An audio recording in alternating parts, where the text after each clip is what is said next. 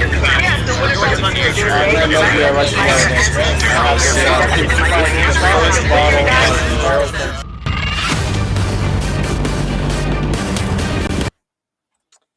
everybody, this is Mark from Northwest Bourbon. Thank you for joining me for another exciting episode of Distiller's Perspective. This is where we get on the late show the distiller's perspective of what is going on in their world right now. Let me go ahead and not waste any more time and bring Jason on from Copperworks. Hi, Mark. Thanks. Greetings, Jason. Thank you. So we were just talking backstage about the barrels you guys sent me, and I wanted to run by before I give you the floor for you to introduce yourself. Okay. You gave me a flight of the flagship ones and also a flight of the single barrels, and I would rather go through the single barrels with you while I have you on the screen because I can look up and read about the flagship ones on your website. Plus I tried them when I saw you a while back, and so if that's good. So just to ask real quick before I give you the floor, I have them right now in order of barrel number because I don't know the proofs of them. Is that a fine order of march to start with? Yeah, that's a great way to do it. Let's keep it that way. Okay, so thank you very much for being here. I know it's late. I know that if you've done an interview, have you done an interview before? Hundreds. Okay. Have you done one live? Yeah. Okay. Dozens. Very cool. I was gonna say if a lot of distillers I bring on have done interviews, but they are recorded and cut and edited and made looked pretty. And I'm like, well, part of the fun of doing it live is to include the audience. So we'll get there in a minute. But Jason, will you please let the audience know where you're from and kind of your journey of how you got into the position you're in now. Yeah, and I'll pour these. I'll make it just enough time for you to pour 5 samples, Mark. I grew up in Bowling Green, Kentucky. I was telling Mark that a few minutes before we went live, and was a home brewer there. I came into the Northwest, kind of getting into the mountains out here, and ended up getting a job as a brewer, starting as the first brewer at Pike Place Brewery in 1989. Later, went down to Evergroovy, I call it. It's the Evergreen State College. I did chemistry and microbiology there. Helped open up a place called Fishtail Ales. I made an organic beer. Graduated, came up and worked in Seattle at Red Hook Brewing when they were still in Fremont, and then sold ideas and moved over to Pyramid and got to build Pyramid breweries in Seattle. And I was doing that there for about 7 years. So basically, I love brewing. I got out of brewing in the year 2000, got into IT, because if you had a heartbeat in Seattle in 2000, you could get a job in IT. Loved it. Worked at the Bill and Melinda Gates Foundation for a long time, about 7 years, giving away Bill's money. And during that time, it became legal to do craft distilling. Dry Fly had made a law in 2008, June, that when passed allowed craft distilling. So we could sell directly to consumers, have a tasting room, do self-distribution, etc. So friend of mine who I've been home brewing with for a long time, his name is Micah Nutt. He and I are good friends, and we decided to ask the question, what would happen if we put really high quality beer into a still and captured the alcohol instead of what the Scots, the Japanese, and the Irish call a wash? It's basically a very sour beer. It's in fact as sour as a sour mash in Kentucky. And we piloted a very small batch of that and were blown away by the results. I learned about that concept by tasting the 23rd batch of Stranahan's Colorado whiskey, went online and found out that they were actually made from a high quality beer with no hops. So we felt qualified to do that, started Copperworks Distilling in 2011, incorporated 2012. We got the keys to the building on the Seattle waterfront, built out for a year and a half, opened in 2013, and have been going strong ever since. Jeez. Well, that was a perfect summary of a huge timeline. Well, my goodness, there's got everything poured in that time. Yeah. There was a lot of information there, though. let's see. Hold on. I wrote down a few questions ahead of time. Okay. But I didn't want to burn any for the audience because while I taste through these and we talk about these during natural walls of our conversation, I'm going to bring on an audience member. We're going to play a game called the Revolving Door of Questions. Oh, fun. I told you earlier that I involve the audience a lot. There's a high percentage of audience participation. That's why we're doing it live. Right. But what I didn't tell you as part of the fun for me is not to tell you ahead of time that I'm going to let an audience member come on screen with us, and Right. they're going to ask you a question. And then after that conversation's over, I'm going to kick them off, or else they're going to start talking about where they work and what kind of dog they have and whatnot. And I don't want to hear about their dog. I want to hear about you, and I want to hear about Copperworks. And so I put the link in the chat. Now, Jason, when you look at your screen, if you look at the right-hand side, you should see a little bubble that says chat. Yeah. Okay, if you click on the stream instead of private, the stream should show you people that are logged in right now. Yeah, sounds great. I see that. Yeah, so you can see Bill Reynolds is here watching with us. He's a Vietnam veteran, buddy, good guy. Bourbon has a channel called Whiskey Uncensored. He's here along with Dave and Mr. Mom. Good to see you guys. Thank you guys for joining us. Eric Gunnarson's here. Do we need a water timer tonight? Yes. Anytime I am drinking whiskey, I want to be drinking as much, if not more, water. And so I've got my drinking glass here and ready to drink some water. Eric is one of the moderators who's usually willing and able to call out every 10 minutes like a drill sergeant, drink water. And we take a sip of water. All right. Smart move. Thank you. Tracy Peterson's in the house, live from Puyallup. What's happening, Tracy? Let's see. Richie Z, Whiskey Tube legend. What's happening, Richie? Good to see you, my friend. Charred and Twisted is here. Hopefully, Charred and Twisted's got a good question ready. I got to see him earlier. Let's see. You guys are chatting back and forth, saying hello to each other. Whiskey Edition Rob in Seattle is here. Good to see you, Whiskey Edition. And the link is in the chat. Any of you guys are welcome to join on. But the first whiskey that I've got poured, there's Big Vic with the double R cheers. Good to see you, Rye Guy. Charles is in the house. All right, so the first single barrel that I have poured is called Single Barrel 102-2. Yep.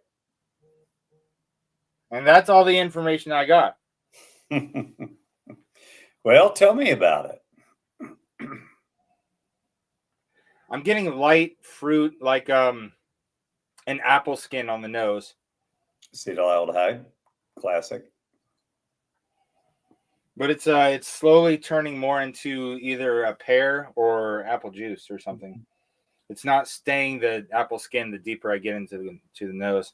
And that's at cask strength, of course, Mark. So do you ever add water on your show? Do you ever like to do that at some point during the tasting? I usually don't. Okay, great. Yeah. I usually do, and we'll talk about that in a minute. But Okay. not to start tasting. I always taste at cask strength when we're tasting casks for selection. Right. And drink at cask strength, and then start watering down. Okay, I'm gonna go in for it. Thanks for being here again, Jason. Appreciate you.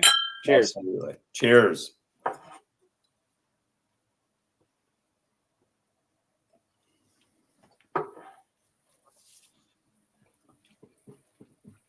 Wow, a lot of vibrant fruit notes right up front. Yep. Oh, turns into quite the fruit cocktail towards the back. Not really. What type of fruit you getting out of there, Mark? There's the canned cherries, the ones that you only get one or two out of them in a fruit cocktail, and you're like, why didn't they put more cherries in here? So you buy the one with extra cherries, and there's like 3 or 4. Like, that's not what I meant. Richie Z says that he's going to catch the replay because he'll be here. He's got to wake up early. No worries, buddy. We'll put the conversation navigation in the link. We're the only ones on YouTube that do that. Every time we change subjects, Jason. So if you want to refer to something later or show somebody something in our conversation, in the description after I rewatch it tomorrow, there's going to be hyperlinks to timestamps. So it's all going to be separated for easy watch later. Slapshot's in the house. What's up, buddy?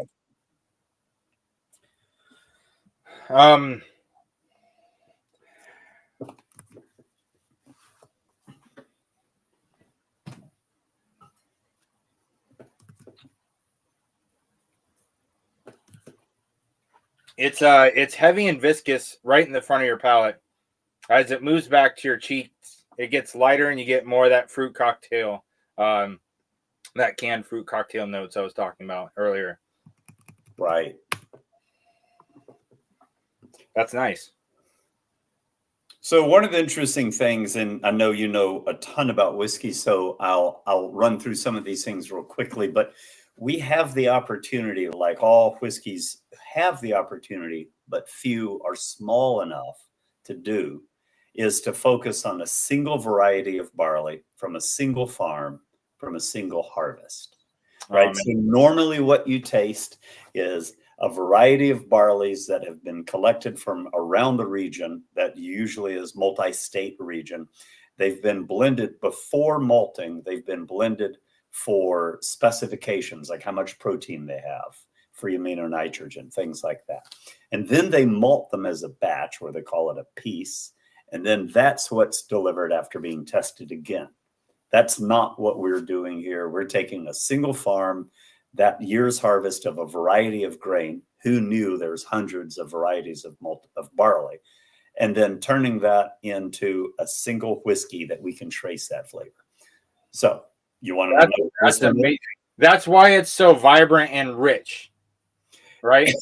It's also why, I mean, this is a big data problem, Mark, so I'll be honest with you. It's not just the single variety that's coming through. It's also everything from the malt house, even the conditions, the terroir of the farm, that particular harvest, but the parameters of the malt house, the parameters of the brew, the yeast strain, parameters of fermentation, the distillation cuts, you know, of course, the shape and size of the still matter. And then finally, the barrel choice and the warehouse choice. So really, there's thousands of things that go in. I think of it a little bit as white magic, right? We don't get to tell a whiskey what it's going to be, but we get to play around with some of the flavors and see if we can pick the ones that we think are the best and just keep bringing those forward every year. And this is one of our favorites. Wow. So would this be from your Farmsmith series? No, this one is actually, well, let me back up. Yes and not yet. So, the Farmsmith series, that's the concept of Farmsmith. And we've been experimenting with this now for 13 years. We wanted to make sure that we had enough knowledge about what entry proof to put into the barrels, what barrel toast and char, what cooperage. We always have used full-size barrels or bigger, so we've never used anything smaller than a 50. Oh, wow. Barrel. But we wanted to make sure that we're learning about the impact of our choices. For the first 10 years, we just released batches, we called them releases, of a numbered batch. So if you got release 37, that was going to be different than release 38 or 39 or 40. Right. We got up to 50 before we started doing a blend of enough barrels to have an impact. So for the Maltsmith, we did 21 barrels that we blended together. I'll talk about that at some other point. But for the Farmsmith, yes, this variety of barley is called Baronesse. It's grown in Colfax, Washington, on Joseph's Granary Farm by Bill Myers and his family and daughters. And it's kind of a remarkable story because the Baronesse barley is a variety of barley, came out of Germany, was going to be used for the big lager houses in Germany, and other varieties superseded it. And so nobody was planting or growing it for a long time. It got demoted to grain feed for cattle. And it through a long series of acquisitions, Monsanto bought the patent. And Monsanto said, we're not going to keep making this variety available. So it more or less died in the lab. Well, Bill Myers has been growing that for feed for almost 35 years. And about 10 years ago, decided to try malting it. And it became a showpiece of both beer and whiskeys. And we've been buying it from him now for, I think, 8 years and malting it specifically for single variety, single vintage harvest off of his Colfax, Washington farm. So this one hasn't been put into a bottle yet. It's just an example of, I'm going to do the math here. It's 2,423 days old. So when is really? Yeah. So that is divided by 365. That's 6.6 years old. That at cask strength.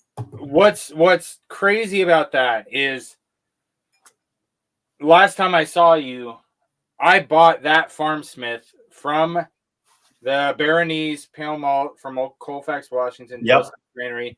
I bought this one, and this one is obviously 2 years older or whatever, and it's at cask strength instead of this 100 proof.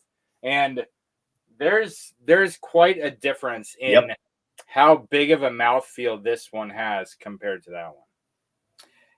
So another interesting thing about that whole story is not only is it probably older, but also a different harvest. And so even though it's the same variety from the same farm, all those weather changes and rainfall changes and temperature changes matter. And so that's a big difference. What was planted on the farm before, what inputs went into the farm make a difference. So right. So and going back a little bit to what you were saying before, not just those grains and what influence those grains have, but also maybe the individual barrel that this one was in compared to those ones. That's right. Kind of thing. Right. Where you were saying it earlier, everything matters. All right. So next up is number 382. Okay. Let me rinse out with some water because Eric just reminded me that I need to drink some water. Appreciate it. Drink water.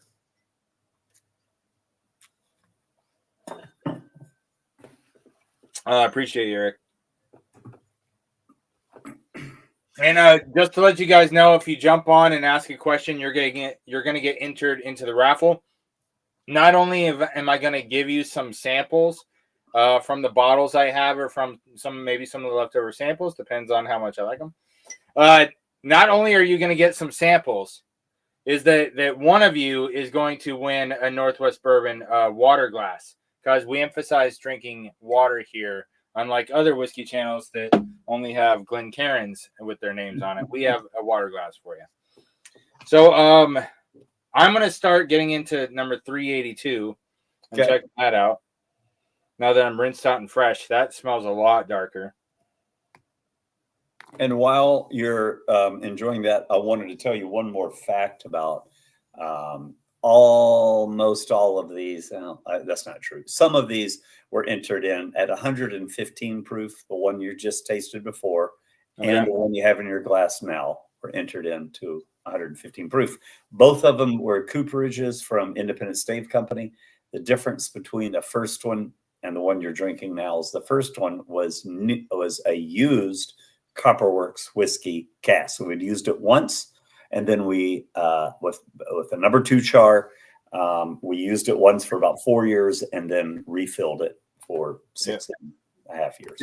Yeah, I see where you're going. The first one is almost half as dark as the second one. Right. If you guys at home can see that, glass 1 is this one, and glass 2 is this one that's twice as dark.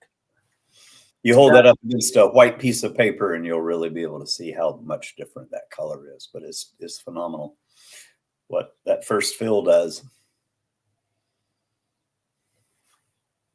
Now this is like you baked the fruit in a muffin or something. It has a much darker nose to it. Bourbon or Ethan joined.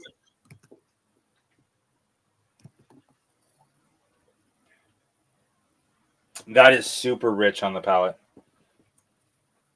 I like the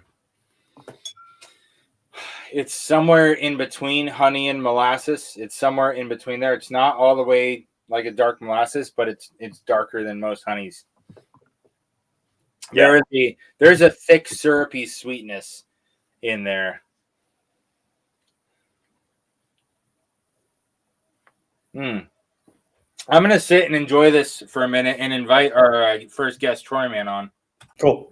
TroyMan, friend. Hey guys, how's it going? Hey, delicious. Good.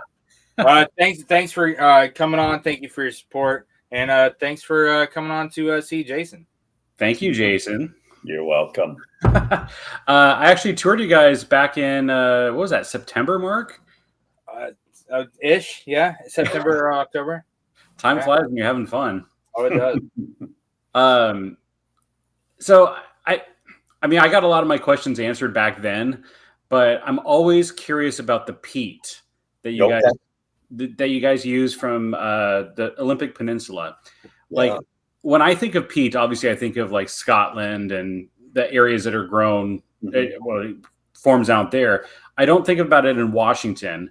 And what made you want? Well, I mean, I guess I know why you wanted to use Washington peat, but what made you even know about Washington peat existing?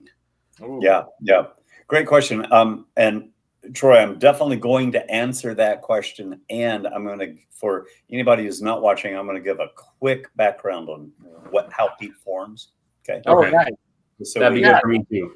I love it. Love it. Go.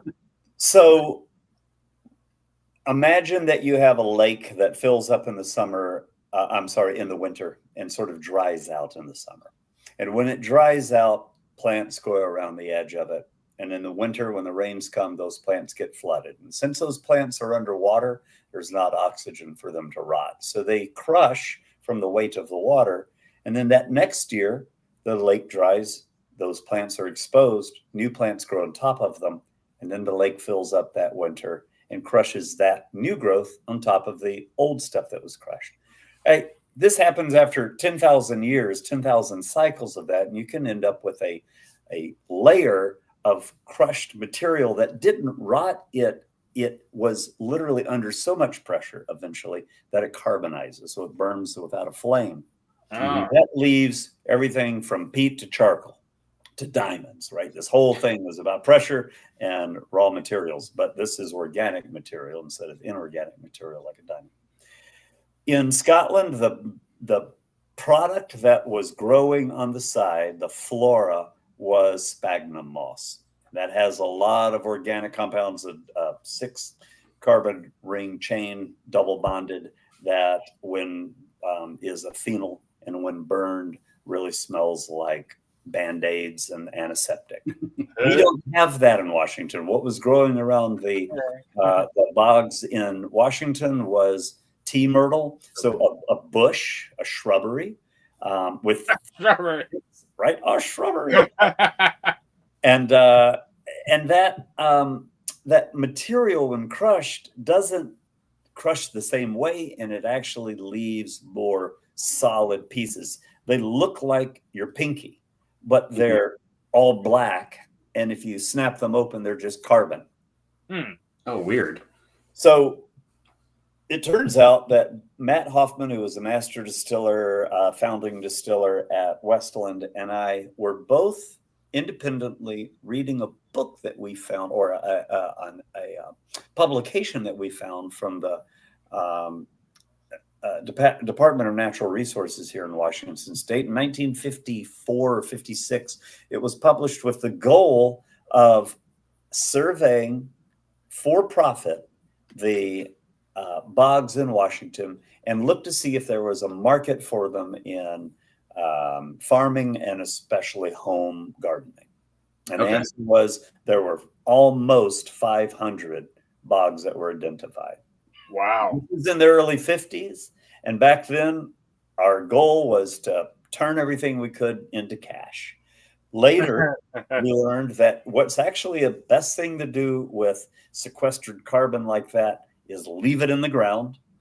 And also, it's great for absorbing water for runoff. And so it's a great wetland material. So a lot of those fields turned into wetlands. They're not being mined. This particular one in Shelton is underneath a small lake. So you actually don't get out with a shovel and dig it. You use the backhoe into the water, pull that wet mass of mud and peat out, let it drain for a few days, and then take it, let it drain for a few weeks, and then pelletize it and turn it into sort of pellets that you can put into a giant smoker and use to smoke.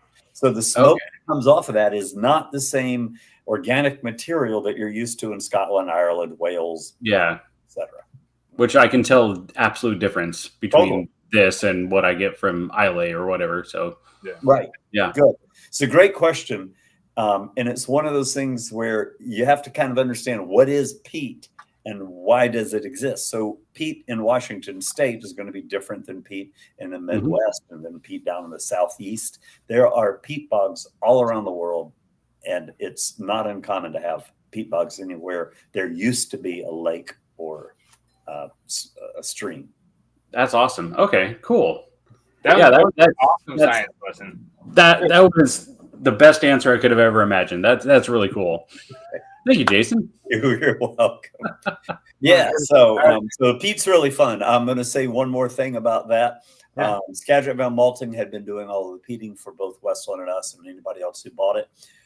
They went out of business a few years ago. They're coming out of the ashes, literally and figuratively, to renew malting again. But Copperworks is not going to be moving back towards peat. We have 7 years of peat that we've manufactured 7 years in a row. We'll have that coming out for a long time.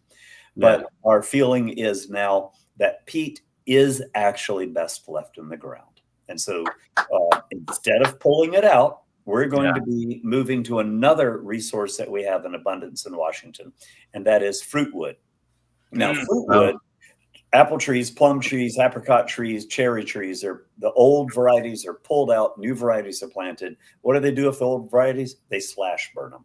All that smoke goes into the air, nothing's captured, nothing's protected. So by chipping that, putting those in smokers that have smoke scrubbers and getting the barley smoked, we're going to end up with a Northwest flavor that will actually approximate this in certain ways, but not be actually helping with the reduction of carbon release into the atmosphere instead of just adding to it. Gotcha. Yeah, I actually live over here in Kennewick, so I'm very familiar with the burning of. I bet you are. So that's actually really kind of cool. I got a cherry tree in my yard. I'm going to tear down if you guys want it. It turns out there's a lot of cherry trees out there, so that's good. Cool. All right. Well, thanks, Jason. Hey, absolutely, TroyMan. Thank you. TroyMan, appreciate you coming on, buddy. You are on the wheel of names. All right. I will talk to you later. Yeah. Eric Gunderson has some questions if he can ever connect, but Eric, he's got technical difficulties. All right. See you guys later. All right. Bye. Okay. I saw Orlando said that he wasn't able to jump on. I did not see Eric Gunderson saying that he wasn't able to jump on. But I do have, let's see, sharing the screen so you guys can see from home. There is the wheel of names. It's TroyMan has a really good chance of winning a prize right now. Really good chance. Eric Gunderson, I do not see. Charred and Twisted said, I've only tried the Farm Smith 100 proof and it's amazing. Look forward to trying your other offerings. I appreciate you, Charred and Twisted. I've got BourBen in the back. But hold on, BourBen. I want to finish out with sample number 2 and I'll pour sample number 3. Then I'll bring BourBen on.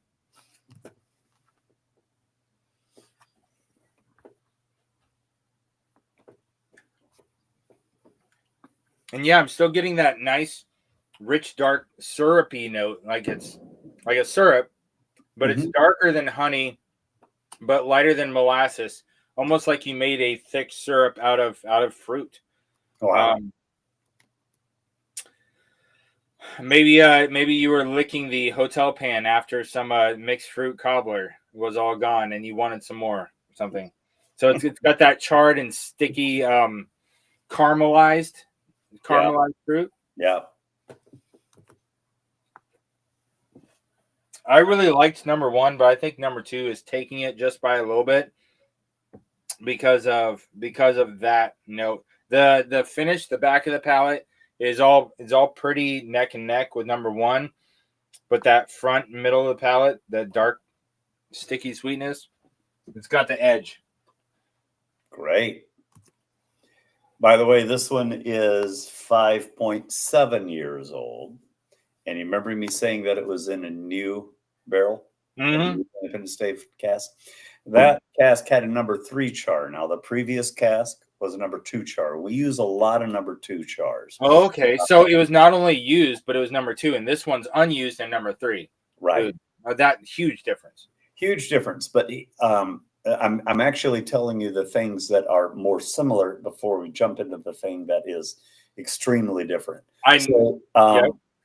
So this one, a little bit younger, but a new cask, 24-month age staves, toasted heads, same cooperage, same entry proof of 115 proof. Instead of being a single variety of Baronesse malt, this one is a blend of 2 malts. One of them was Genie malt from Athena, Oregon. That's great. That is a salmon safe certified farm. And a pale malt from Great Western Malting, and is a blend of Washington farms. We don't know which varieties of barley that's from. So that was a 50-50 blend of those 2. Here's what's really different about that. Whenever you make a whiskey, you have the heads, hearts, and tails cuts. When we end up with excess tails, we can literally charge an entire and heads. So we collect both the feints, the heads and the tails, put them together, and we can run an entire whiskey charge off of those heads and tails.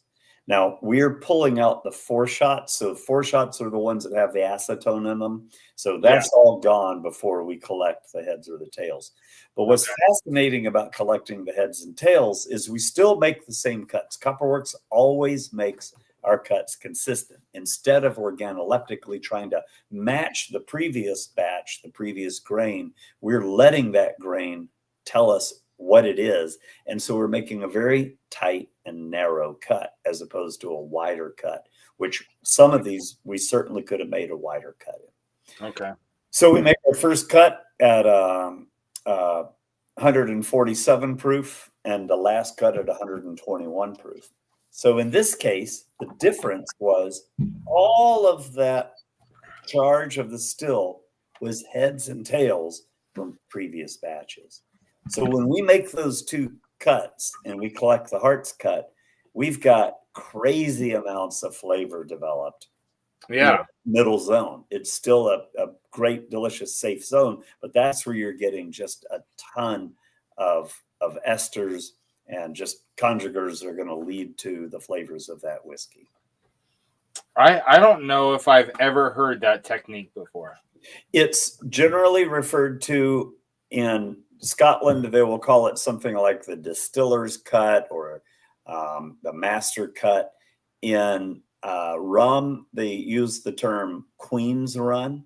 So we adopted the word Queen's Run, that we thought it was kind of fun, but that isn't frequently discussed because it kind of, you have to know enough about whiskey to even understand what the heck you're talking about. So you won't find it on too many labels.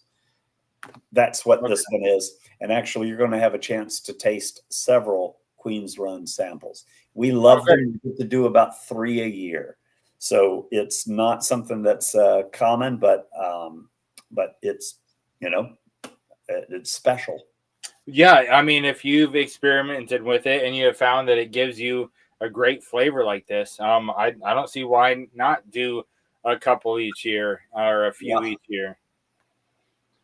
I'm going to start nosing number 3, and I'm going to bring BourBen on. He's been in the back for a while. So BourBen, hey, thanks for joining us. I know it's late your time. You're up late. You're up there in the Northeast, New Yorkish area. It's not like I have a meeting in less than 9 hours. It's cool. I appreciate you guys being here. Yeah. Well, cheers, brother. So I was going to ask a whiskey question, but I have to leave with a different question and ask, what was it like working for the Devil Incarnate and helping him try and buy back his soul? You got to tell me which devil, because I've worked for a few of them. Billy. Yeah. What was really interesting about that was we had more PhDs and more doctors than anywhere I'd ever been. I mean, the halls were filled with incredibly bright people.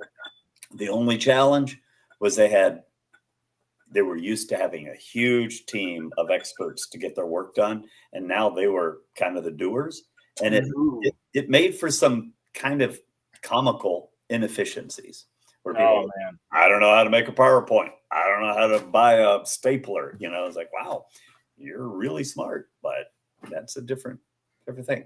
I loved giving away Bill's money. It was really fun. The right side to be on. Yeah, I think it's funny that he thinks it's going to buy his soul back, but it's all right. Yeah. But on the whiskey front, I usually, on a lot of these, I end up asking about distribution, because when I talk to Mark before these and I find out who he's going to have on, and I try and get a hold of the whiskey, and then I can't. So one is, where are you distributing? And also, I saw you had a partnership with a place called Shotsbox, and apparently none of your stuff is in stock on there. Yeah. So let's talk first about distribution. So there was a time when Copperworks was going to be another big player in the industry, like a Westland, like a Westward, like us Stranahan's. We were going to try to be in every state and in multiple countries. That ship sailed about 5-6 years ago. She sailed right after COVID came.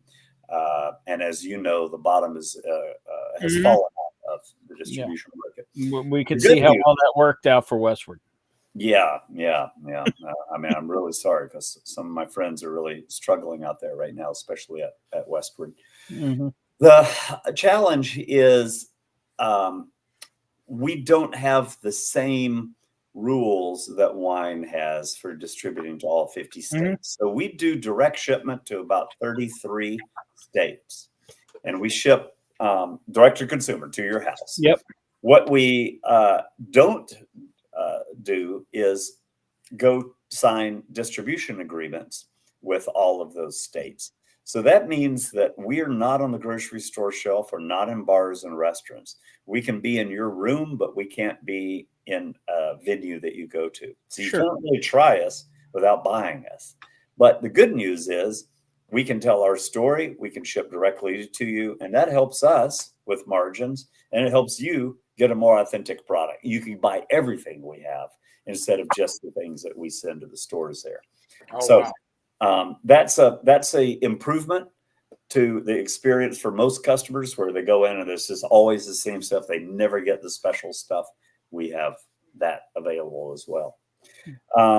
Shotbox is not a frontline inventory collector. If they have an order, we will ship them something, but we really don't use them like a online retailer. We use them instead when we have a special event with them, or a special event with somebody that wants to use Shotbox to distribute. Then we partner with Shotbox. So, like if Northwest Bourbon were to do a barrel pick, exactly, Shotsbox. And that's almost exclusively what we do with Shotsbox. Okay, because that wasn't clear on the website at all. It's now, and that's that's not something that we're. So do you have distribution outside of Washington at all? No. Well, not in the United States. We Okay. have distribution in about 7 other countries, because when we're in another country, we actually have lower federal excise taxes, actually no federal excise tax, and a lot more representation for a lot less market support. But when we're in the United States right now, it's, as you probably know, a lot of bourbon producers have overproduced. So bourbon's going to be running through the street here pretty soon, and we can't afford to compete on price. So, so there's no real reason for us to get in a book and try to compete on that. So we're going to ride this out for the next few years, which could be a decade. But doing direct to consumer is good. We opened up a cocktail bar and a restaurant in Kenmore, and that's going great. That's right. I found it interesting. Some of the states that you have listed as not being able to ship to are ones that most direct to consumers can. So I found that kind of interesting. Yeah. So for instance, New York and Chicago. New York, the one I'm concerned with. Yeah. So New York, when we told them we were shipping to New York, they said, no, we don't have a license for that. So you're not allowed to ship for that. If we were shipping through an organization that had a brick and mortar in New York, then we could, but we don't. So that's why. Or if you went through one of the wine bows or something like that. That's a distributor. And I got you. Yep. We've just decided that it's not worth it. Okay. So what we need you to do is to change the legislation in New York. New York and I'm going to tell you, this is New York. Yeah, California. Yeah, have you heard of communism? That's the way our legislation's. Yep. I think better off having it snow in July in New York. I think you're actually in a pretty good place to make that change right now. There's a lot of pressure from small businesses saying we need your help, and you can ship to us. So we want to ship to you. Actually, the liquor pressure in New York is completely the opposite direction. They're trying to get liquor into big box and markets and kill the little guys. Well, yes. Avoid New York. But it's everyone should.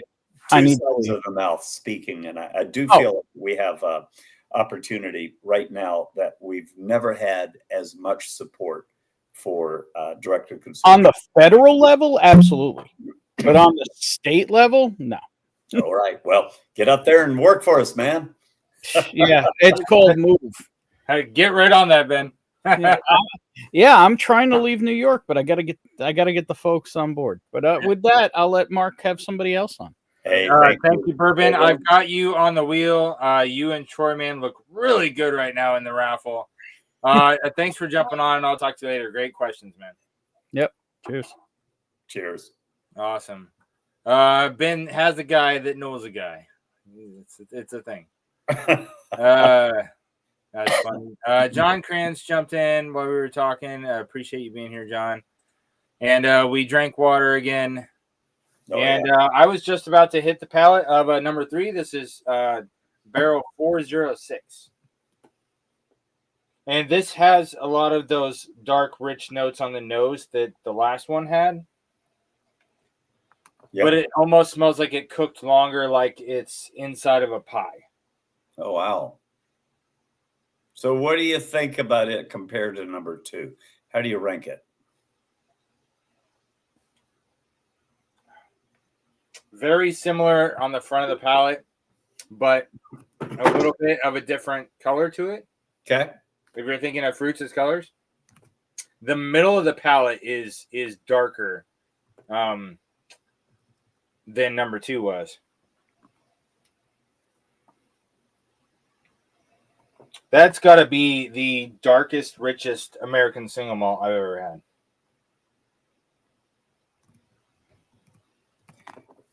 I think you're going to find this one really interesting when I tell you how it was made.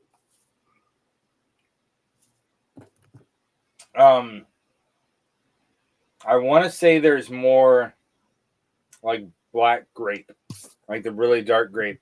Okay. That I wasn't getting on the previous one. But they're cooked. I don't know. Mm-hmm. But it's a distinct flavor. This one edged ahead of number 2, just like how 2 edged ahead of 1. It could just be that you're drinking more.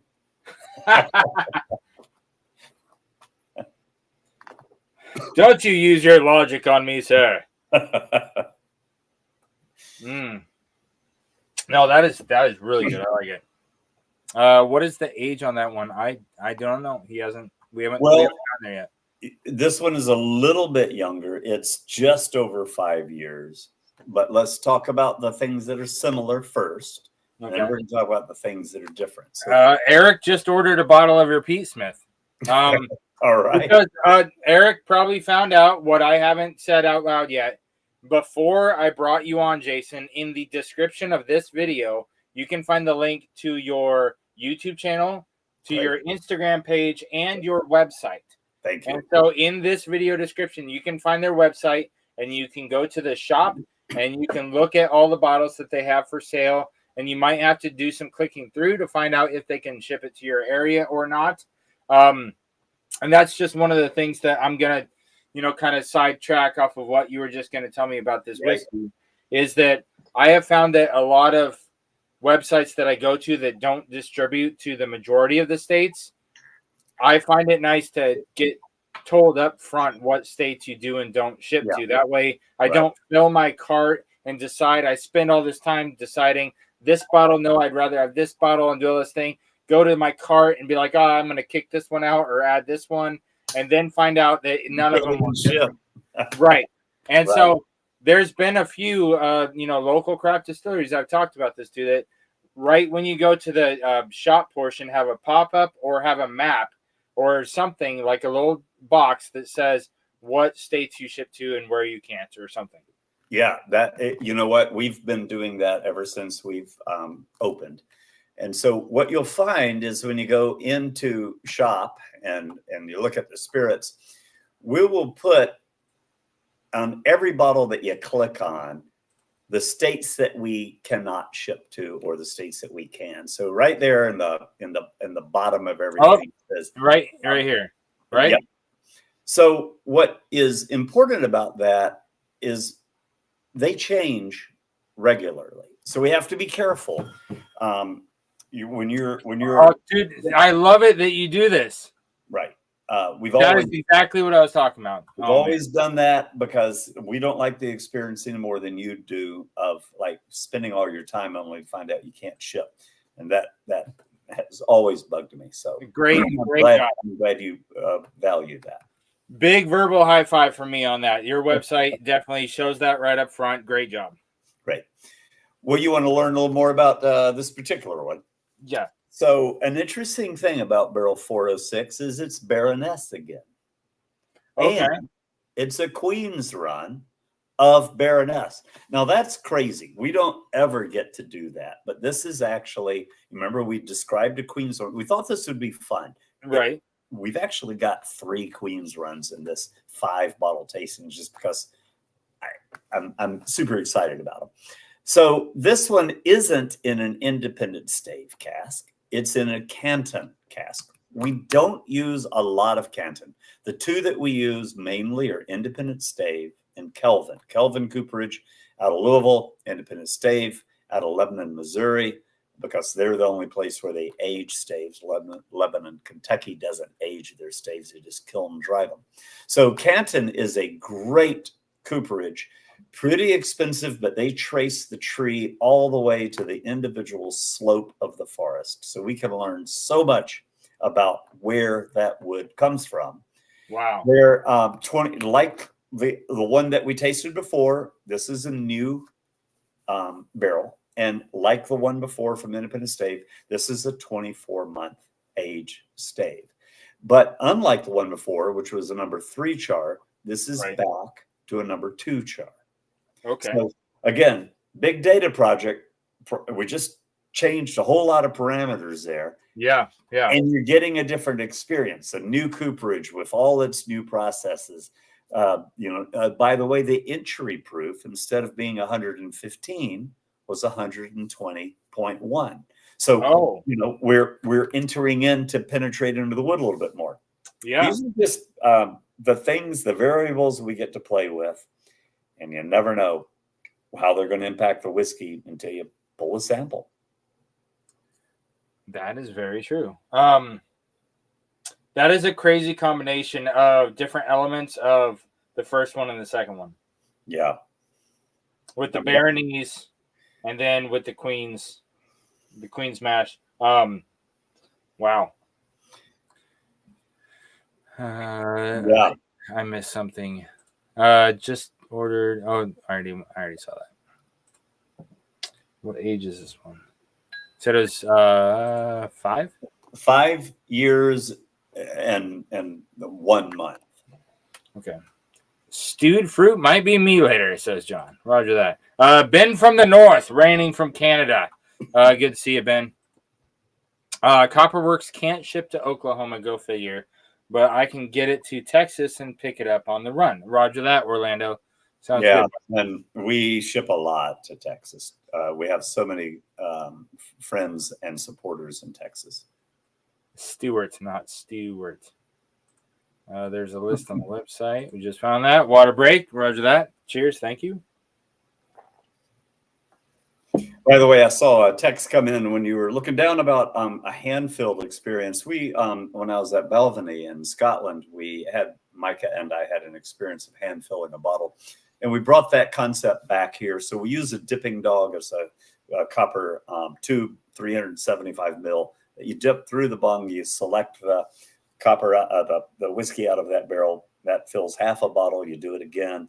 You get to fill that bottle. And it's a really fun way to just like be back in the distillery, smell the whiskey, get covered in a little bit of whiskey, fill your own bottle, get whiskey stains on it, write on the label, put the cap in, all that. So, yeah, and really like feel like you were more of a part of the bottle that you're bringing home. Right. It's more fun, in my opinion, than just opening a faucet that's tapped into the side of a barrel. That's kind of fun. But you really have kind of a history with that dipping dog of being a thief. I love it. Let me see if Will is able to come on. Will, are you with us, buddy?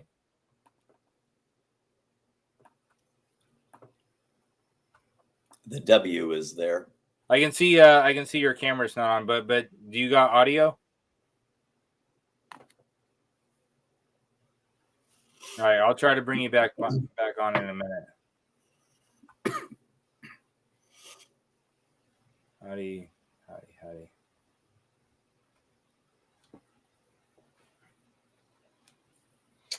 All right, so just real quick, fun kind of off subject. The first batch that you made of the American single malt, was it good? Yeah, it was. So here's a challenge. When we first started making whiskey, of course, we didn't know what we were able to make from the grains, from the ferments, from the cuts, from the barrel choices. We didn't know. So a lot of this, we were bringing people around through for the experiment as we made it together. And we thought we would release in 2 years. We ended up going for 2.5 years for the first batch. What we couldn't do is pick a whole bunch of different barrels to blend together. And that was a great thing, because if we had, we might have started targeting consistency. But instead, what we learned is by only blending 3 barrels for the first batch, 4 barrels for the second batch, and just being very careful in how few barrels we put into each batch, we were able to target a concept and feature it. Well, eventually, we got to the point where we had hundreds of barrels that we could pick from that were mature and ready to blend. And that's where we are now. And what's really fun about this now is we can target flavors because we have a portfolio of flavors to pick from. That makes sense?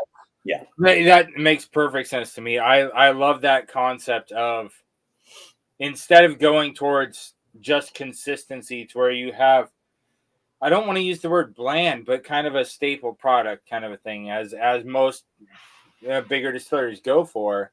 You're looking forward, that this is different. Yeah.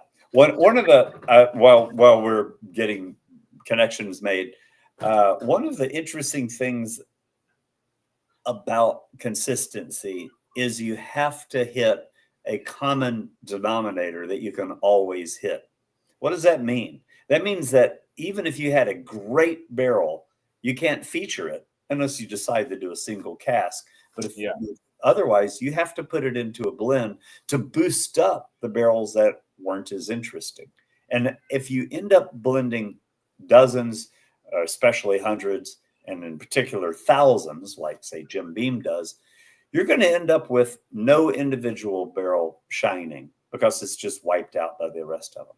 What does that mean? That means that you've reached a common denominator, but you're no longer showcasing your best whiskey. And so small batches, and by small, I don't mean 300, 500 barrels. I mean 10, 20, 25 barrels, gives you the ability to really focus on flavor instead of focusing on consistency. But you get one or the other. You can't really have the best flavors consistent. Right, like the three little button thing that you see, that it can be cheap, it can be faster, it can be easy, but it can't be all three. So every time you click one, the other button comes up. That's right. Same kind of thing. You know, that consistency, but lacking the flavor and the different wow factor, or you can have the wow factor and different, but you're lacking the consistency. Love it. So to counter that, because I asked, was the very first batch you made good? Yes. Just, talking about stuff that you wouldn't be able to read on your website. What was the worst business decision that you guys made, or the worst batch that you made? Whichever one you think personally was a better story. The worst batch you made, or the worst business decision? Can I answer them both? Oh, absolutely. Okay. We would love to hear the stuff you can't read on the websites, because we're whiskey nerds. That's what we're here for. So one of the fun things that a small distillery can do is to release crazy shit that nobody else can. Right? Yeah. That basically a bigger brand would say, well, we can't release that. We released a whiskey that was 100% matured in a sherry cask, instead of using a little bit of the whiskey that was in the sherry cask and blending it with other whiskeys that had no sherry impact. So release number 33 was 100%. I think it was Fino, but it may have been Oloroso sherry. I don't remember now. And it was a sulfur bomb, and it was just like a sulfur bomb. Yeah, terrible. That sherry cask just has a ton of sulfur in it, and it was kind of like a butterscotch bomb, and that's classic diacetyl from the cask. I was not a big fan of that, but some of our customers, literally, that's their favorite whiskey we've ever made. Really? We've released another whiskey now, which is also 100% in a sherry cask, but this one is in a color cask.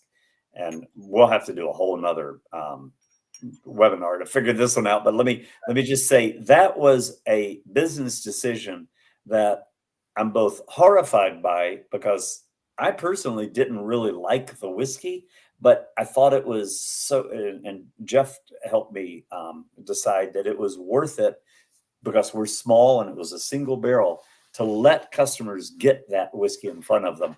And some of them just were, it was their favorite whiskey we've ever done. So, wow, I'm surprised. So that's a thing that a small distillery can do that a big one wouldn't do, is just to make kind of crazy decisions like that. The second thing was in business decisions that, you are living the life of a person who has a day job, who really enjoys, I'm going to assume, enjoys the career you're in and gets compensated for it, and gets to play with all sorts of different whiskeys. Opening a distillery, opening a brewery, opening a winery is a small business decision. And you're the closer you are to the ground, meaning the closer you are to farm products, the more risk you take and the less reward you get. So Yeah. so literally opening a distillery is the worst business decision other than, say, buying 2 boats, right? If Buying 2 boats. yeah.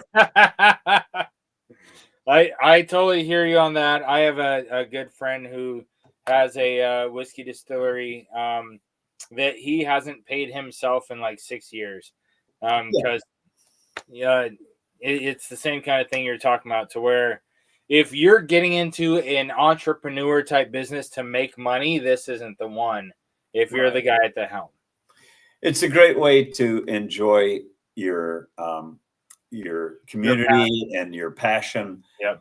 But there are ways. So I've talked out of opening distilleries, hundreds of people, and I've talked through successful opening of businesses for about 4 distilleries. I'm really proud of the 4. One of them just released their first whiskey up in Canada today. It sold out in 1 day. Wow, nice. And that's kind of Exception to the ball. what you would hope, right? But it's still a hard uphill battle. So, yeah. Goodness. Will dropped out again. He's coming back on and off. He's having trouble with his stuff, but that gives us plenty of time to get into sample number 4. Great. This one is barrel 457. That's right.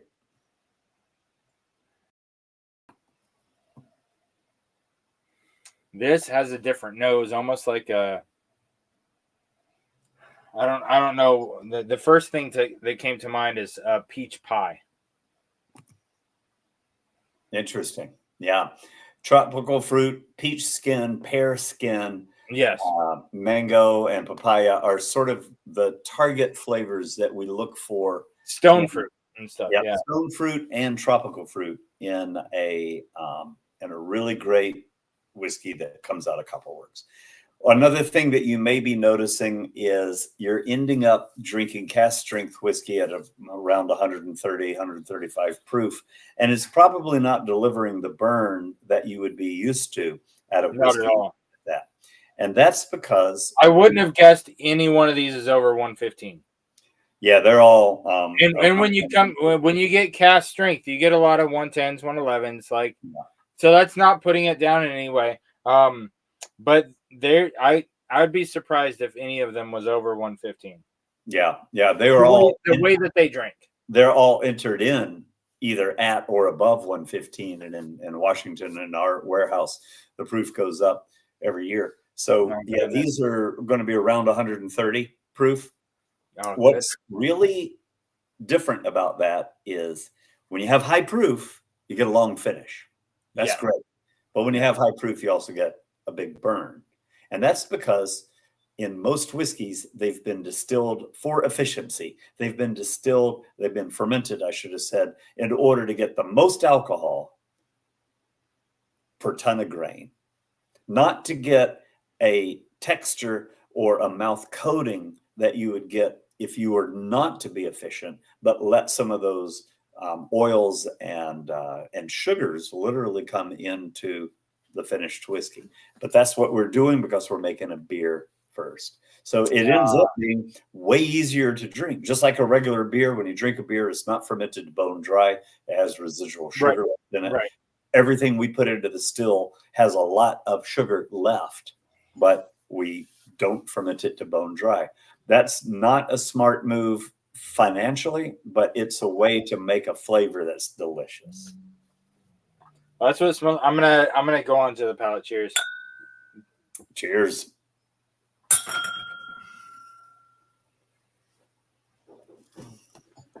Wow. That has a lot right up front.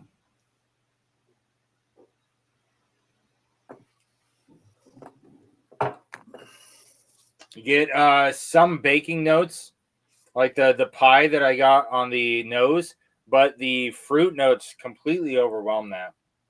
To where the pie crust type baking notes are an accent. Are you now that you've had 4 whiskeys, are you starting to see kind of a Copperworks character. Oh, yeah. Yes. And that's one thing that when Baker Drinks and TroyMan and our friends Chris and Lil from Australia, when we came and saw you, that's one of the things we talked about. Is that I've tried we've tried a lot of Washington State craft distilleries. Yeah. And we've always debated whether it was the water or the grains, because to be Washington State craft distillery, you have to have over 50% of your grains coming from the state of Washington.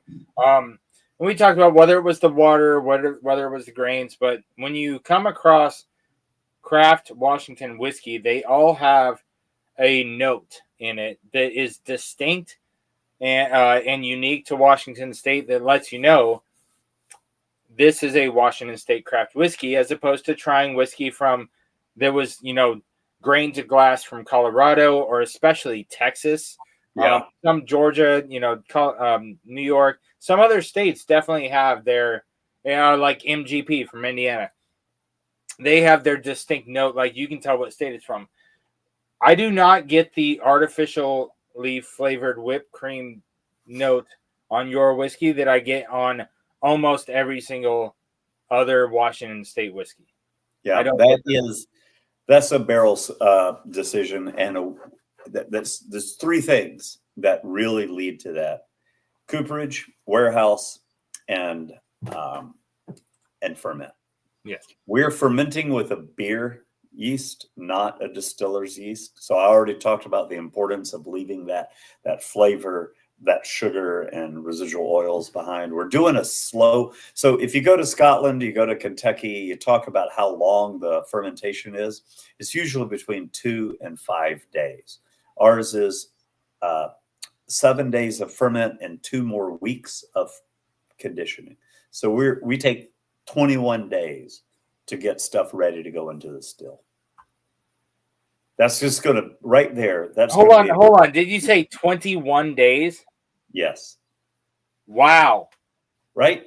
A beer, when you drink a beer, it takes time to lager or condition so that it doesn't taste like green beer. It doesn't have a lot of yeast left in it, unless you're trying to make a hazy, but it doesn't have a lot of yeast left in it, and it has flavors of mature beer character. Yeah, up here we see a lot of IPAs that have the same flavor note across the shelf of every Washington State Craft Brewery IPA.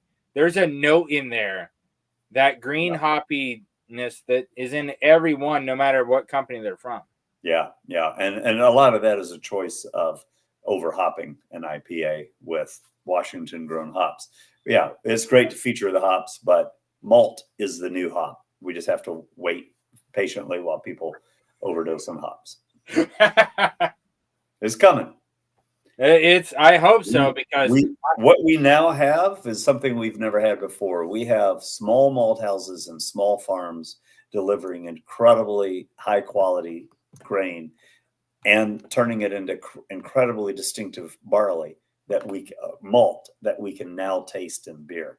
That's we're going to be able to get into things that this country has never had before. It's just we have to get over the hop craze to be able to taste the grain again. Right. I want to go back to before the hop craze happened, because I got to say Pyramid was one of my favorite craft in Washington, but their winter ale was my favorite beer. Yeah. And so when I stopped being able to find that winter ale, the Christmas brew, whatever they call it, Snowcap, that's the one. Love that. That was my favorite beer of the year. Yeah, I brewed seven Snowcaps in my time there. 7 years, and we changed it every year. But well, let's talk a little bit about this one, because some of the things I was just mentioning are featured in this. So the number four has an overcooked peach pie. Okay. The stone fruit is really solid. Like I said, there's some baking spices, but they're in the back. I would love to hear you tell me what's going on in here, because I like it. So let's talk a little bit. Let's see. First of all, this one is 4.85 years old. So it's in a new barrel, not used. Right. So the only one that we've tasted so far that was used once from us before was the first release. Yeah. That was just under 7 years old. This is also 24 months aged aged staves, but instead of being a number 2 char, it's a heavy toast and number 3 char. And this is from one of my favorite cooperages in Louisville called Kelvin. Yeah. Kelvin. I know this one is entered in at 110 proof. We rarely enter in that low. But again, we were experimenting.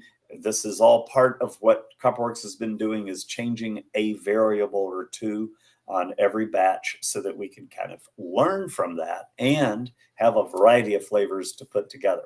So you're tasting the single cask releases, but you can imagine what happens when we add some of these. I'm going to try to remember to mention something I'd love you to do at the end, is to blend a little bit of the 5 that we're going to taste all together. Ooh. Right? And that's one of my favorite things to do. Good. Yeah. And you will see it is not a sum of its parts. It's a brand new whiskey that you really couldn't have predicted. So you remember that we talked about a Queens run a while ago. Yes. Yeah. And lo and behold, making a sour mash out of the heads, right? So out of the heads and tails, the entire, not mash, but the entire charge. Right, but conceptually making a sour mash out of it, right? Well, when you make a sour mash, you've got, you're talking about backset? Right, you're using up some of the materials from the old, what you just produced. You're using some of those materials to make a new one out of it. Yeah, but I'm not putting it into the fermenter. I'm only redistilling it. So it is captured distillate that I'm redistilling. So actually pretty different than the backset process in. Okay. But again, this is a Queens run. Now let's talk about the grains. This is a grain that Washington State University came up with. It used to be called NZ151. It finally got a real name. It's called Fritz. Fritz. It actually was called Richard before that, but everybody called it Dick Malt, and they didn't so well. So it got named Fritz for somebody in the lab, I'm assuming. And instead of just sticking with Fritz as a pale malt kiln, we had it kilned both pale and a little bit darker in a kilning called Vienna. So if you're familiar with a Vienna style lager, it's a little bit darker than straw color, and that darkness brings certain caramel flavors in, and those flavors are what we were looking for. So this is a combination of 3 barleys. Fritz, that was malted as a pale malt, Fritz, that was malted as a Vienna malt, and then Genie malt, which we actually tasted Genie malt in release number 2. I said it was from Athena, Oregon, and it was salmon safe certified. So again, we got just a whole bunch more variables that we've never tasted. This is the second char number 3. The second one we tasted was the 3. The first and third one were number 2. A new cooperage, same amount of months of seasoning, 24 months is the previous 2, but then entry proof way lower of 110. Plus this one's toasted as well, right? It's toasted, heavy toast, but honestly, all of our casks are a heavy toast. It's just really? Yeah.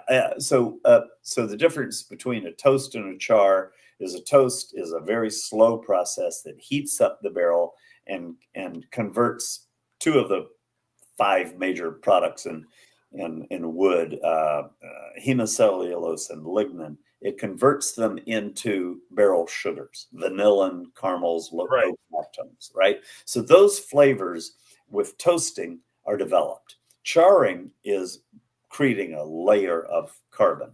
And so the only place where the flavor it really is coming from is behind the char layer and the toast layer.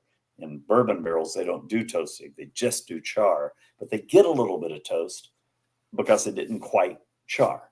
And so that's called the red layer in a bourbon barrel. We're not using our barrels just once, we're using them twice. So we do a long, heavy toast, 45-minute toast, type of toast you would do on a really strong red wine. Wow. Okay. And then a char on top of that. That's awesome.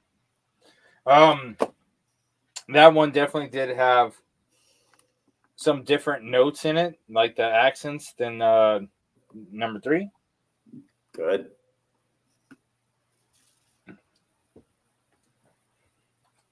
I don't know if I can't say I like 4 better than 3 though. I kind of prefer 3 over 4. Okay, yeah, that single variety. I love what comes out of Canton after about 3 years. The first 3 years of Canton, sort of like when we've used French oak, is usually pretty disappointing, and then it turns a corner and actually often is one of our best whiskeys. So I do like Canton Cooperage. We haven't been buying from them lately for a variety of reasons, availability, cost, and that we're now cycling in some of our first fill cask and refilling them for a second time. Okay. We lost Will from Chart and Twisted again. He still isn't able to show his screen and stuff from his laptop. So I'm gonna get into glass 5. Great. While we're waiting for him, or if anybody else in the chat wants to jump on, you can cut in front of Will, and while Will's figuring out his technical stuff, jump on, ask a question, and you'll get entered into the wheel. But for now, I'm gonna move on to glass number 5. Cool. Whoa. There's a dark almost. Oh, man. The first thing I almost said was like a coffee bean, but I don't think it's that acidic. It's smoother and sweeter than a coffee bean, but it's just as dark. Cool. The nose is really dark on 5. And this is a barrel 549. Right.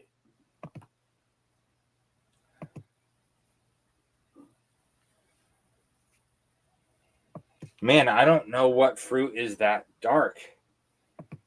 Unless you just you burnt your blueberry pie. Yeah. I love it. Oh, that's good. I usually start when I'm getting that level of burnt, I'm usually starting to look at Demerara sugar and things that are less fruit and more molasses or sugar based themselves. Yeah, there's definitely a lot of caramelized sugars in there. Right. I know I was over 20 minutes late, so I don't ask. I'll sit this one out. Enjoy. Okay. Hey, Ben from the north, no problem, buddy. Rye guy, you're still here. I'm glad you're still here watching. TroyMan is still here. He's talking about synergy. Yeah. I saw Prescription Bourbon. You're still awake in Kentucky. Thanks for being here, my friend. All right. And Eric says it's time for water again. I guess I could clean out the palate again before I try number 5.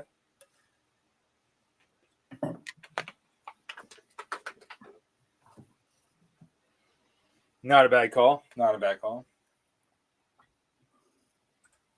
But yeah, if any of you guys, Marvin or Charles, Eric, if any of you guys want to jump on, get into the wheel right now. It's looking like the ones that have jumped on so far are gonna run away with it. So, like I said, number 5 has a really, really dark note, but it is a different flavor than the last 2 that I've also called really dark. Right. It is. Exactly. And just FYI, Baker Drinks, we saw you together. Yep. I was with Baker Drinks when we saw you last time, and I'm going to be sharing some of these single barrels with Baker Drinks to see if they want to get on a pick. Cool. Because I would love for you guys to be the first single barrel pick that that we do. Well, we would be honored. That would be great. And cheers. Let me try this. okay.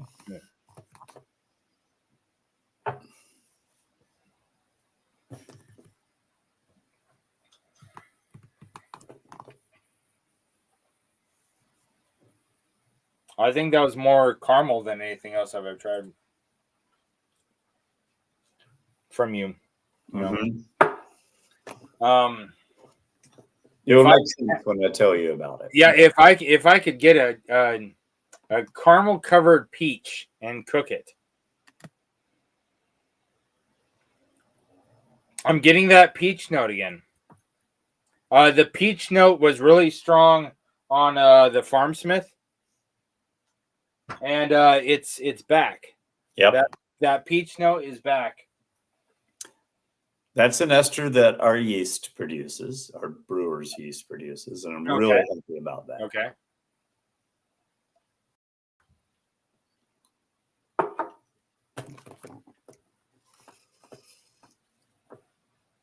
Want to know a little more about it? Oh, I sure do. Absolutely. Okay. Let's talk a little bit about this one. This is the youngest whiskey, right? So the whiskeys we've been tasting before have been over the one just a minute ago was 4.85 years. Then right. And the other one was 5 in 1 month or something, right? Yep. And then we had 5.7 and then 6.6. This one is 3.1. Wow. So I'm really surprised this is the youngest one. Yep. I thought you would be. So let's talk about why it has the flavors that it does at only 3 years.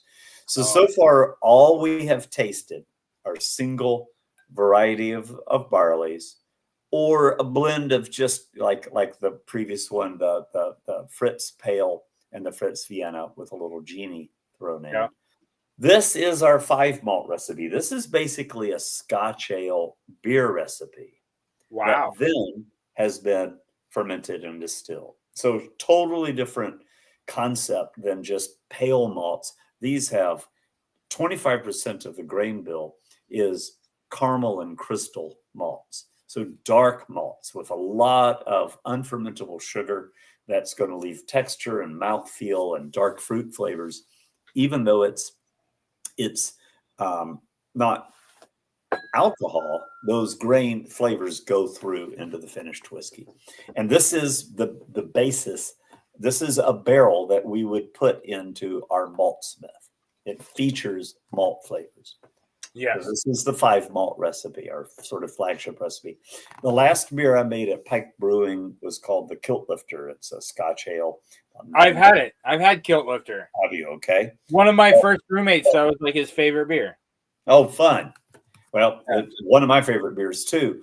But I'll say this particular one is that concept of all of that grain leading to flavors in the distillate is something that a brewer knows how to do. But a traditional bourbon, Scotch, Irish, Japanese, Canadian distiller would have never played with, because that's no part of tradition. So if they're making traditional products, they're not going to be following anything other than traditional methods, or else the whiskey will taste weird compared to their traditional products. We don't have that luxury or hamstrung effect of having to make a traditional product.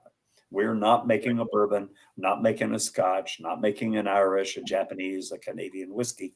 We're making American single malt whiskey, and we get to play with these concepts and see what happens.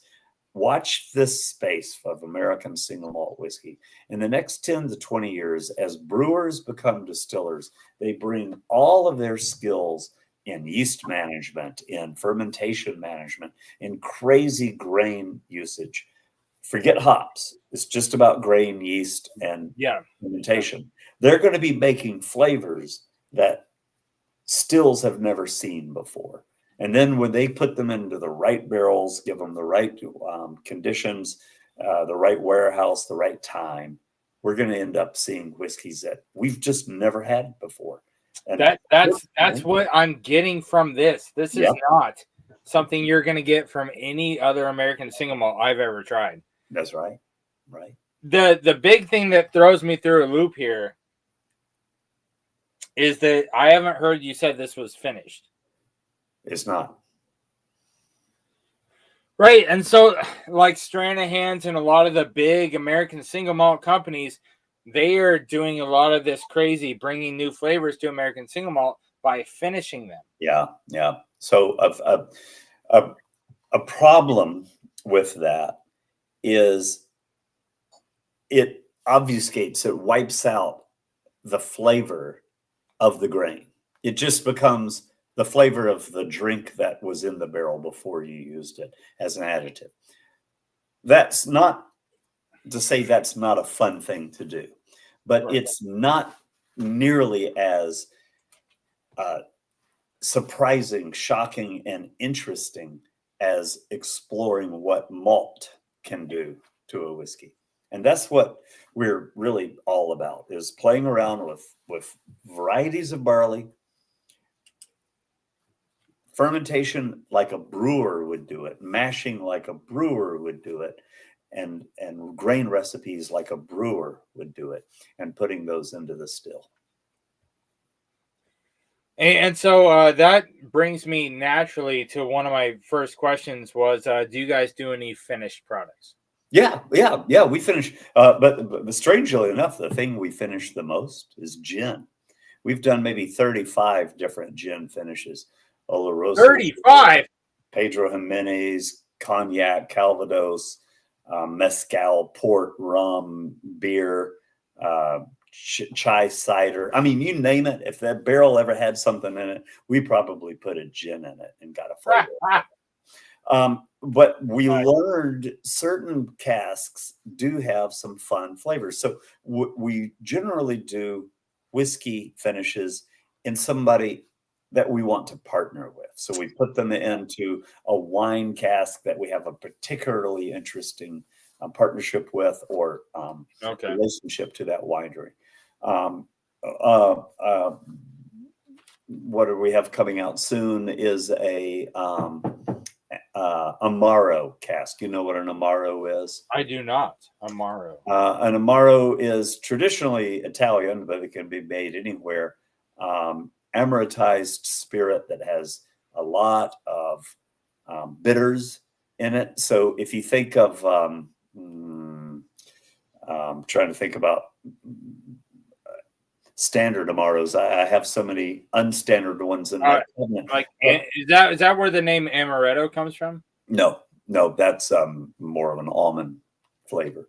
Right. Yeah, that's right. Yeah, I know it's an almond flavor. I was just thinking that. No. An Amaro is hell, I'll have to look it up to get a cogent definition for you. But if you've ever had Cochi Americano, or if you've ever had Punta Mess, or any of these Italian liqueurs that you might use in a gin cocktail, then those are Amaros. Anyway, we have a local Italian friend, Skip Tonetti. He owns Letterpress Distilling, and he has been making a Amaro in his distillery, Amaro Arena.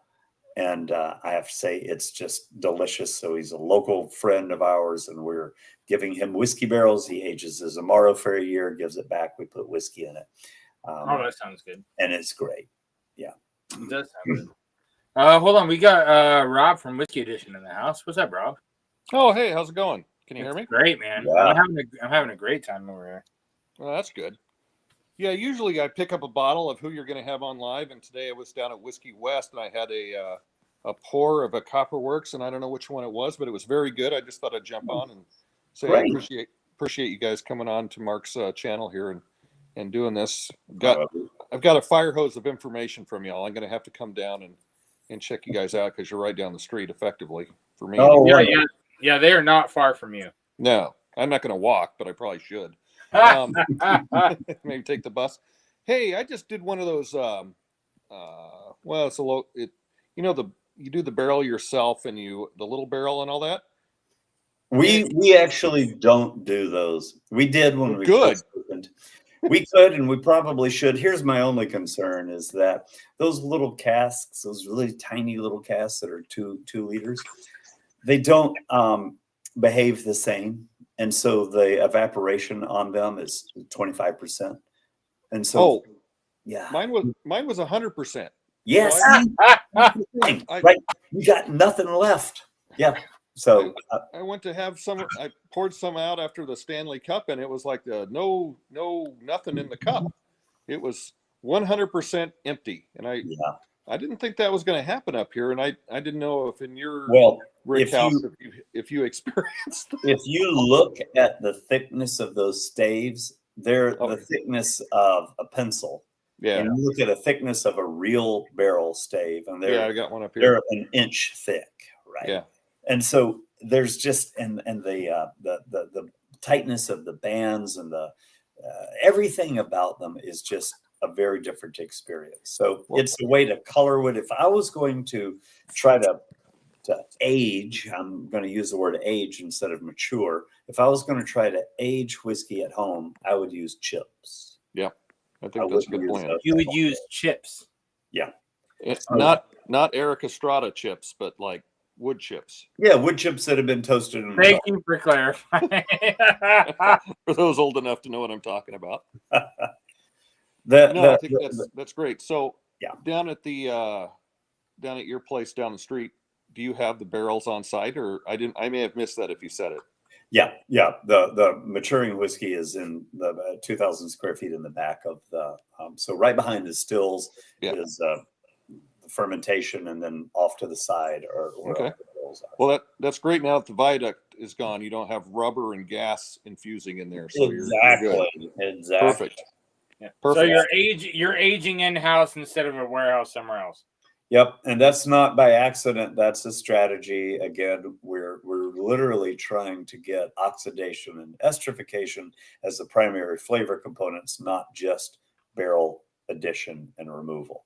So the three things that are transforming whiskey in a barrel, two of them come from the barrel and are excited and amplified by temperature changes. The one that we are looking for is the one that warm temperatures are where that oxidation and esterification happens. So we keep our warehouse at 70 degrees year round. It's all very sciencey, right? I know. Fascinating. Lots of science. Good thing didn't you say you were a chemist? So and a microbiologist. Yeah, I have to know both to be able to do fermenting and distilling. Yeah. Cool. Well, hey, thanks a lot for coming on. It'd be great to see you when you're ready to take the walk down the street or the Uber. We'll see you. Or maybe the bus. I could do that too. Okay. Oh my goodness. Be about right on the way back for the normal clientele on the bus. There you go. We'll wrap that bottle double well for you. There you go. Thanks, Mark. All right. Hey, good to see you, Rob. I'll talk to you soon, buddy. I hope you won something, Rob. All right, let's go ahead and get to this raffle. Wait. Before we get on to the raffle, was there anything else you wanted me to pour all 5 into one glass? I do. Okay. So we teach blending workshops, and one of the things that we do every quarter is we get about 25 people in, and we give them 4 barrels to pull samples from. We taste through those samples, and then at the end, we teach you how to put them together to make your own custom whiskey. And here's something that I've just discovered is that it is an art, not a science. So what you're going to taste now with 5 whiskeys of semi-equal proportions, semi-equal proofs. Yeah. I tried to pour them all on the level, and while I was sipping through them, I sipped about the equal amounts. And they came out to a pretty healthy glass at the end. Yep. And I'm interested in your comments on what you taste there. Oh, hold on. No potato chips. I don't know what that means. Well, it's when the moon hits your eye like a big pizza pie. That's tomorrow. I think it sounds like there's 2 R's in tomorrow. It's a 15-minute walk to and a 45-minute walk from. I love it. Good one, Charles. I pick up my Copperworks. Yeah, we are. Copperworks is distributed in Alberta, and can do interstore shipments between Alberta and BC. They never actually do it. You can request it. Good luck. But I don't think we have a big presence up there in Alberta. Sorry. Oh my goodness, we got William Hall jumped in. What's up, William? Good evening. Sorry, I'm a little late. I had to take a nap because y'all go on at midnight. You're only saying that because you're in Indiana. Yeah. Well, when you come to Kentucky, that's Yep. So I have a question, and I apologize if it's already been addressed. But so you were talking about barrels, and you were talking about how about yeast strains? Oh yeah. What are you doing with yeast strains or both additive and natural? Yeah, so we do no natural fermentation. We only do pitches of controlled yeast strains, clean, selected varieties of yeast. Again, like a brewer, a modern brewer would do. So, since Louis Pasteur came around. So yeast, if I asked you of the 4 ingredients, water, yeast, barley, and barrels, which one contributes the most flavor? Most people will say barrels, and they're technically wrong, because really where flavor comes from is yeast, right? Yeast makes conjugars, makes esters, and then those esters are either rejected, they're created in fermentation, or amplified in fermentation, I should have said, from the grain and that particular strain of yeast and the conditions of the yeast. And then the distiller selects the ones they want through cuts and then modifies them through maturation. So yeast is where flavor is made. So I'm going to go out with a statement that may be not what you normally hear in Kentucky, that 80% of flavor comes from barrels, and say that if you put vodka in barrels or grain neutral spirit in barrels, you would not have a whiskey. So it's not the barrel. It's the product that went into the barrel, modified by the barrel, that makes flavor. Yeast is where flavor comes from. So back to your question, what type of yeast do we use? We use a brewer's yeast, simply because we're brewers, and the whole starting point of Copperworks is that from great beer, I think it says it on my shirt, from great beer comes great spirits. We believe, we put it on every bottle, we believe that by doing a really good fermentation with a brewer's yeast, we make esters and flavors that aren't going to be made from a traditional distillate. Those are good, but we're making something different that's also good, and we do that by yeast strains. So the yeast strains that we use they're sort of like a Fuller's yeast strain. We've used yeast strains for the past 10 years that come directly from breweries who have already done a ferment. So for a long time, we brewed with Elysian's house ale yeast. We did a lot of partnerships with Elysian for mashing. We don't have our own mash house. We do all of our mashing at one of 4 breweries: Pike Brewing, Elysian Brewing, Fremont Brewing, and Talking Cedar. And so those 4 places use yeast. Our main strain of yeast has been the Elysian's house ale yeast. I like the Pike yeast strain as well, but it doesn't flocculate. It means it doesn't settle in the bottom of the cone, and more yeast was going under the still. And I don't like the flavors that burned yeast gets. So we have experimented with about 10 or 12 different yeast, and some of them are distillers yeast. I don't like them. They're uninteresting, kind of powdery and dry, but I do like brewers yeasts. So that's our standard. And we don't do any sour, no bacteria. We boil the wort. You probably will never hear of this from another distillery. We boil for 45 minutes to an hour before we fill and put into the fermenter. And then you may have missed this, but we do a 3-week fermentation and conditioning before we put the product into the stills. So we're a brewery who distills beer with no hops. Totally different. That's a really interesting approach. And you hear a lot of people talk about barrel and barrel influence, and you're absolutely right. I mean, most people say barrel, you know, but there's so much more that goes into it. I mean, you know, the cumulative effect of all those things added up is just, it's mind when you start talking about all the different outcomes. I mean, you know, mathematically, it's just incredible. But yeah. All right. Well, good. Thank you for bringing all that up. You know, it's, as I've said a couple of times on here, it's a big data problem. We have the genotype of the grain, the phenotype of the grain, so how it expresses itself. We have the actual farm conditions that throughout the growing. We have the actual malt house conditions. All the different malt houses are different, but each piece that moves through the malt house is different. And then we have the brewing, the yeast strain, all of the equipment in the brewing, the internal calandria, etc., the shape of the fermenter, the yeast strain, I already mentioned that, the fermentation conditions. Then we have all the distilling, the shape of the still, size of the still, the cuts, how you heat it, what the heat source is. Then we have the barrel entry proof, and then, of course, all the barrels, and finally the warehouse proof, warehouse conditions, temperature controlled, air movement, etc. Yeah. So it's just, there's too many variables to be anything other than a thoughtful, science-based, but artisan that's just going to take, you know, chances and try to put stuff together. It takes multiple generations to learn enough to do this. Yeah. None of us are living multiple generations. So. But what we were talking about earlier is that Washington State whiskey has a distinct flavor profile. And the fact that you are not using the same yeast that they are, you are using brewer's yeast, is, I think, from our conversation tonight, a huge factor in the difference in the flavor profile.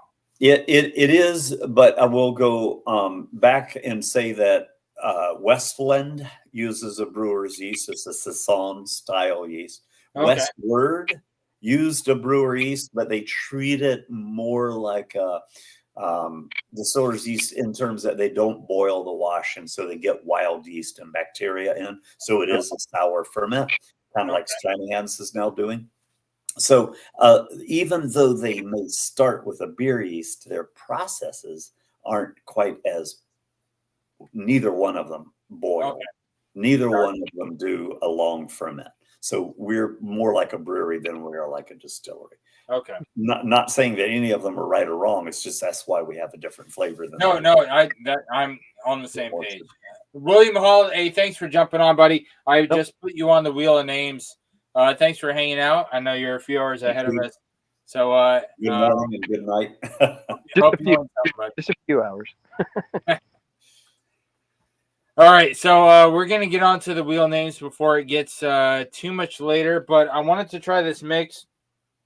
While you and William Hall were talking, I added a little bit of water to the glasses I had before to rinse them out, and then I poured a little bit of the Farm Smith just because I wanted to have something to drink while I was waiting. But so this is the glass of the 5 single barrels mixed together.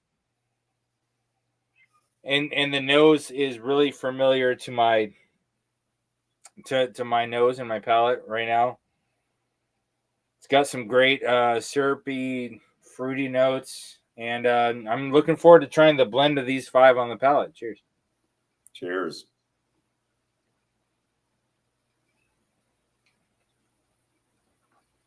Whoa. There's so many layers going on with that upfront fruit note, and then it shifts into that dark syrupy note, and then in the back of the palate you start getting, I don't want to say bitterness because bitter sounds negative, but that caramelized sugary fruit. Caramelized sugary fruit has a bitterness to it, and not in a bad way, but I'm getting that on the finish. And the blend of those 5, the layers are really, they're fun. But I still think I like number 3 and number 5 better than the mix of the 5. Here's something that is fun to do, and everybody has the opportunity to do it. Pick 5 bottles of whiskey that you have. They could be Scotch, they could be bourbon, they could be both. Taste them, and then start blending them in your glass, right? And what you're going to discover is that you don't get a sum of your parts. It doesn't take many ounces to have a lot of fun doing a little home blend just right there on your kitchen table. And that's when you begin to learn that there's a white magic that happens in the barrels. Yeah. And then there's a taming of those barrels through the blending process to put something back. Well, yeah, and I start getting a new note in the middle of the palate that I didn't get on any of these. It's just a new experience. Some flavors are enhanced, some are masked, and yet everything comes out. Yeah. Right. Some of what I got from number 2 and number 4, I'm not getting almost at all from these. But that caramelized sugar, like you talked about the hotel pan of the fruit cobbler thing. Yeah. I'm getting some of that, and I'm getting some of the pear and peach vibes, but not a lot of the apple skin. Yeah, that acetaldehyde that you got on that first one, I think, was probably quickly masked. Also, it's one of the early volatiles, so that was the first one you tasted. That one came into the glass, and you put it into your mouth sooner. If that glass had set out for about 15 minutes, you probably would have tasted very little of that. It's just an artifact of the resident time in the glass. All right, I may get onto the raffle. Let me see if I can play around with this tab and make it to where the wheel is more visible. Mm-hmm. So I've got our America Red, White, and Blue. Unfortunately, Chart and Twisted and Will and some other people were having some technical difficulties. And so right now, William Hall, Whiskey Edition Rob, TroyMan, and BourBen are on the wheel. And we're going to spin them up. And Whiskey Edition Rob, you are going to get some samples of some great offerings that I have. I've got one of the Farm Smith, and I've got another one that I'm going to send you a sample of. And I'm going to remove you from the wheel because I'm going to do one more. And TroyMan. All right. TroyMan, you are getting the Northwest Bourbon drinking glass, because we emphasize it is important to drink more water than whiskey. And so, TroyMan, you're going to get your own Northwest Bourbon drinking glass. I mean, it just worked out very appropriate like that because you were there when we went to Copperworks, so you have your own bottle. I might be able to squeeze a sample out of these for you as well. But before we in the live stream, I'm gonna check to see if any of the questions I had on my list that I didn't want to burn for the audience. One of the ones that I had written down is, how big is your staff? Well, for production only, 1.5 to 2.5 if you count me. So we do. What?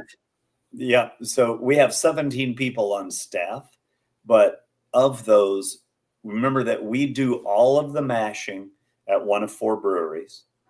Yeah. So we do all of the distilling. Thomas is the head distiller.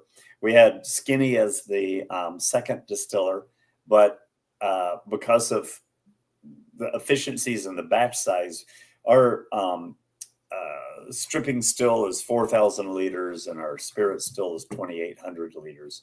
So we're able to make a lot at once. And our fermenters are 60 barrels, so just under 2,000 gallons. So we're quite efficient in labor on that. We have all the barreling. We have when it comes to bottling, we do bottling parties. So we invite people off of our mailing list to come spend 4 hours of their life they never get back putting whiskey in bottles. it's a real treat to be able to engage with folks and do that. And then everything else, the retail, the finance, the marketing, etc., the tasting room work, that's all the rest of the people. So 17 in total. Okay. The other one that I had that I didn't want to burn is how many barrels are you guys producing a day? It depends on average 2, but it depends on where we are in that. So you remember that one of the challenges is when we're doing beer stripping, we're not making whiskey, but then the next day we're doing distillation. We have to stop doing distillation of whiskey and do distillation of vodka or grain neutral spirit to make vodka. And then we have to take some of that and flavor of botanicals and redistill it to make gin. So it's not just barrels of whiskey that we're distilling. We're also making vodka and gin. Roger, got it. I've just got a couple more like quick questions like that. If any of you guys watching in the live stream, if you want to join in the backstage, because we're about to cut off the live stream, click the join link and I will not add you onto the live stream. Click the join now if you want to add and join us in the backstage for some non-recorded, unedited content here. But the other one that I had after how many barrels per day was the origin of the name Copperworks. Yeah, so we actually, Micah and I tried for 3 months to come up with the name. We came up with the name Derby Distilling because I came from Kentucky. And we, the horse race and all. It turns out that name was not trademarked, but there was a winery that had the name Derby Estates. And so that ended up failing in trademark. They recommended that we put a word in front of the word Derby. So we put the word big, and they still failed it. But by that time, we had registered the name Big Derby. So we are still Big Derby Distilling, doing business as Copperworks. How did we get the name Copperworks? We got the name Copperworks because I was with Micah in Scotland, and here in Seattle is Alaskan Copper and Brass. The people that make stills are frequently called Copper and Still Works or Copper and Brass Works. So we stole that name Copperworks because we have 10,000 pounds of copper stills, and it just seemed like a name. Lo and behold, it had not been trademarked. Now, wasn't long before that trademark came. We had to fight other people who had started to call themselves Copperworks. And there is a Copperworks in Canada, in BC, Copperworks Distilling in Canada. We don't have rights to sell our brand in the other jurisdiction, but neither one of us are trademarked in that other jurisdiction. I think the last one that I had was, what are you looking forward to releasing in the future? Well, what we started this year, actually just a couple of months ago, is a cask club, a whiskey cask club. So think of it as like a wine club in which you get sent a bottle of whiskey every quarter. A bottle a quarter, yeah. Yep. And so what we're really having fun of those is releasing things that are particularly different than the stuff that we release in the normal channel. So not Malt Smith, Farm Smith, or Peat Smith, but some finished whiskeys, some whiskeys that have been made with grain bills that aren't 100% malted barley, but they might have unmalted barley, or they might have some of the grains in them. Not a rye, not a wheat, not a bourbon, but still malt focused. But you're able to do things that we just can't do. So in the mainstream. So I'm not going to disclose too much of them because that's going to be part of the excitement of the club. Yeah, it has been going well. We've had the club launched for a couple of months, and it's been great. Awesome. All right, and to find out more information about the club, click on the video description. The website link is already there, and so you can find out more about them. But also, you'll find the links to the YouTube and the Instagram pages for Copperworks. So make sure you're following them, subscribe. It's totally free to do that, so why not? Jason, I'm going to give you the floor for a second before we cut off the live stream. There you go. Great. Well, first of all, thank you everybody for staying up late and for drinking whiskey with me and Mark. And Mark, thank you so much for the opportunity to just tell the story. One of the things that we're really proud to be part of is the American single malt whiskey revolution, or discovery of a new type of whiskey. So as you may know, in February 17th of this year, that type of whiskey became a new type of whiskey. So there's not too many people who have been alive to see a type of whiskey get born. And we're one of the founders of the American Single Malt Whiskey Commission. So I'm just really excited about this. I urge you to support local distillers and especially follow what's going on in American single malt whiskey, because I think you're going to find some really interesting flavors there. So thanks again for the opportunity. Hope to see you either online, or if you make it to Seattle or Kenmore, come visit us. It'd be great. And I can only echo that, because I have a lot of bourbons that I have tried, hundreds, and this American single malt is completely different than any other American single malt that I've ever had. And you're doing great things over there, Jason. Thank you. But I want to tell you again, I appreciate you coming on and doing the late show, you know, the way those talk shows used to do back in the day with Leno and Letterman and stuff like that. Come on the late show and just talk about what you have going on to those people that are staying up late and watching us. Well, I appreciate the opportunity, Mark. It's super fun. Oh yeah, that was a blast. And I am going to be in contact with you very soon about the possibility of doing our first single barrel pick for this show. Oh, that'd be so great. Then we just have a lot of fun flavors, as you know, to pick from. So. Yeah, you do. Dude, these are awesome. All right, so you guys watching us live, thanks for being here. You guys catching the replay, I appreciate you staying here this long. Until next time, drink more water than you're drinking whiskey. Be a good influence on those within your sphere of influence. And we'll see you next time. Remember, protect and enjoy. Cheers. Cheers.